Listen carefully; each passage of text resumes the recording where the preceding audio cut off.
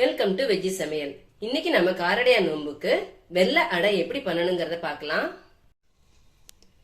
காரடையான் நோம்புக்கு வெள்ளத்தை போட்டு ஸ்வீட் அடை பண்ண போறோம். அதுக்கு நான் ஒரு கப்ல அரிசி மாவு வச்சுட்டு இருக்கேன். இது ஈர பச்சரிசி மாவு. இது எப்படி திரிக்கணுங்கிற மெத்தடை நான் உங்களுக்கு ஸ்வீட் புட்டு ஒன்று போட்டிருக்கேன். அது மாதிரி தட்டை வீடியோ போட்டிருக்கேன்.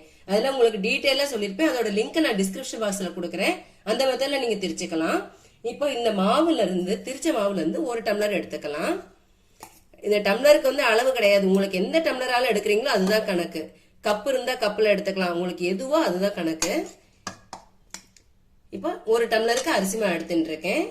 இதை அடுப்புல கடாய் வச்சுக்கலாம். கடாயில ஒரு டம்ளர் மாவையும் போட்டுடலாம். போட்டுட்டு நம்ம வறுக்க ஆரம்பிக்கலாம். இது ஈர பச்சரிசி மாவு. நம்ம சுவாமி நெய்வேத்தியங்கிறதுனால நம்ம அரிசியை களைஞ்சி திரிச்சு பண்ணணும். அப்பதான் விசேஷம். அதனால இது நல்லா செவக்க வறுக்கணும். இந்த மாவை நம்ம ஃபர்ஸ்ட் டைம் என்னோட வீடியோ பாக்குறீங்கன்னா சப்ஸ்கிரைப் பண்ணுங்க. பக்கத்துல இருக்கிற பெல் ஐக்கானையும் கிளிக் பண்ணி ஆல் செலக்ட் பண்ணினீங்கன்னா நான் போடுற வீடியோஸ் எல்லாம் உங்களுக்கு நோட்டிபிகேஷன்ல வந்துடும். அதுல நீங்க பாத்துக்கலாம். இந்த மாவு ஈரப்பசமாவு நல்லா செவந்து வரணும். நான் வறுத்ததுக்கு அப்புறம் காமிக்கிறேன் உங்களுக்கு. அடுப்ப மீடியம் ஃப்ளேம்ல வச்சு கைவிடாம வறுத்துக்கணும். நல்லா செவந்து வரணும். பாருங்க மாவுல நல்லா செவப்பா வருது பாத்தீங்க இல்லையா? இந்த அளவு செவந்து வரணும். இந்த பச்சரிசியை பொறுத்த வரைக்கும் நம்ம சாப்பாட்டு பச்சரிசியும் யூஸ் பண்ணிக்கலாம். அப்படி இல்லைன்னா மாவு பச்சரிசியும் யூஸ் பண்ணிக்கலாம். இப்ப பாருங்க நல்லா மாவு நல்லா செவந்தாச்சு. இப்ப அடுப்பை அணைச்சிட்டு நம்ம ஒரு பிளேட்ல போட்டு ஆற வச்சுடலாம். இப்ப மறுபடியும் அடுப்புல கடாய் வச்சுக்கலாம்.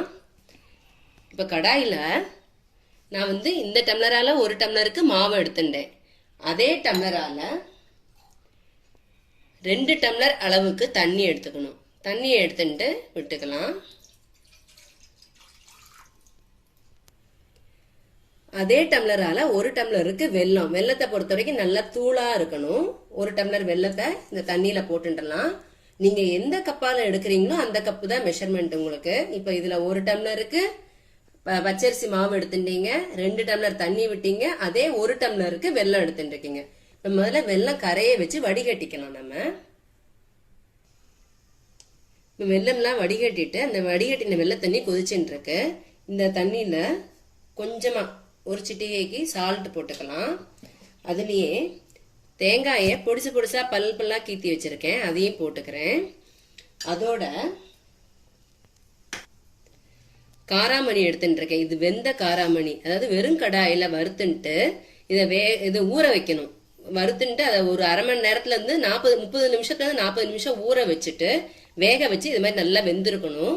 இந்த வெந்த காராமணி உங்களுக்கு அளவு கிடையாது. தேவையானதை போட்டுக்கலாம்.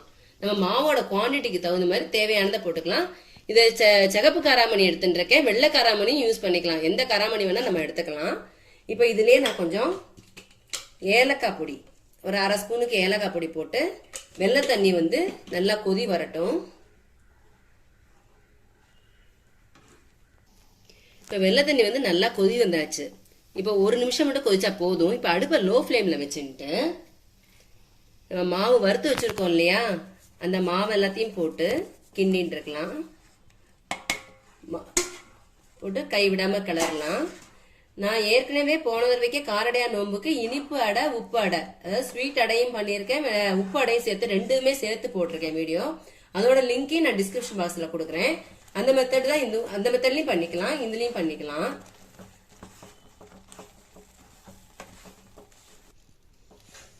நல்லா கெட்டி ஆயிட்டு இருக்கு. இப்ப இந்த ஸ்டேஜ்ல நாம ஒரு ஸ்பூனுக்கு மட்டும் நெய் விட்டுக்கலாம். ஒரு டேபிள் ஸ்பூனுக்கு நெய் விட்டுருக்கேன். நெய் விட்டுட்டு இப்ப நம்ம கைவிடாம கிளறலாம். கலரிண்டே இருந்தோம்னா கெட்டி ஆயிரும்.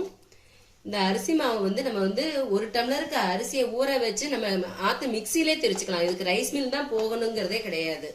ஒரு டம்ளருக்கு மட்டும் ஊற வச்சுட்டு களைஞ்சி காய வச்சு நம்ம மிக்சியில திரிச்சுட்டு அதை சலிச்சு எடுத்து இந்த மாவை எடுத்து கூட நம்ம பண்ணிக்கலாம். கொஞ்சமா பண்ற பட்சத்துல. நிறைய பண்ணும் போது நம்ம ரைஸ் மில்ல திரிக்க வேண்டியிருக்கும். நல்லா கெட்டியாகி வரட்டும். இப்ப பாருங்க நல்லா கெட்டி ஆயாச்சு. இப்ப நம்ம அடுப்பை அணைச்சிட்டு இதை ஒரு பிளேட்ல போட்டு ஆற வச்சுடலாம். இப்ப கிளறி வச்ச மாவெல்லாம் நல்லா ஆறியாச்சு. இப்ப கையில கொஞ்சமா நெய்யை தொட்டுன்ட்டு முதல்ல இந்த மாவு எல்லாத்தையும் நம்ம உருட்டி வச்சுக்கலாம். லைட்டாக நெய்யை தொட்டுட்டு உருட்டி தட்டில் போட்டு வச்சுருவோம். கொஞ்சம் மாவு எடுத்து உருட்டி வச்சிருக்கேன். இந்த உருட்டின மாவு எல்லாத்தையும் நான் வாழை இலையில தான் தட்ட போகிறது. முதல்ல நெய்யை தடவின்றலாம். அந்த இலையில தடவின்ட்டு இந்த மாவு எடுத்து இப்படி ரொம்ப தகடா தட்ட வேண்டாம், கொஞ்சம் குண்டாதான் தட்டணும். தட்டிட்டு நடுவில் ஒரு ஹோல் போட்டுக்கணும். இந்த நீங்க வாழை இலை இல்லை அப்படின்னா இட்லி தட்டிலே ஒவ்வொரு தட்டில் ஒன்று ஒன்று தட்டிக்கலாம். வாழை இதை மாதிரி இந்த உருட்டின மாவு எல்லாத்தையும் தட்டின்றலாம். இதுக்கு 6 உருண்டை தட்டியிருக்கேன். இது இலையில இருக்கிறது எல்லாத்தையும் நம்ம இந்த இட்லி தட்டில் இருக்கிற பிளேட்டு, இடியாப்ப பிளேட்டுன்னு இருக்கும், அதில் போட்டுன்றலாம். அப்படி இந்த பிளேட் உங்கள்ட்ட இல்லை அப்படின்னா இட்லி கொப்பரை மூடி இருக்கு இல்லையா, இட்லி தட்டு மூடி இருக்கு இல்லையா, அந்த மூடியில் கூட நம்ம அடுக்கி வச்சுட்டுலாம். இப்போ இதை வச்சாச்சு. இதை நம்ம அப்படியே எடுத்து அடுப்பில் இட்லி கொப்பரையில் தண்ணி நல்லா தழைச்சி வரணும். தழைச்சி வர்ற வரைக்கும் வெயிட் பண்ணணும். தண்ணி தழைக்கிறதுக்கு முன்னாடி நம்ம வைக்கக்கூடாது. தண்ணி நல்லா கொதிக்கட்டும்.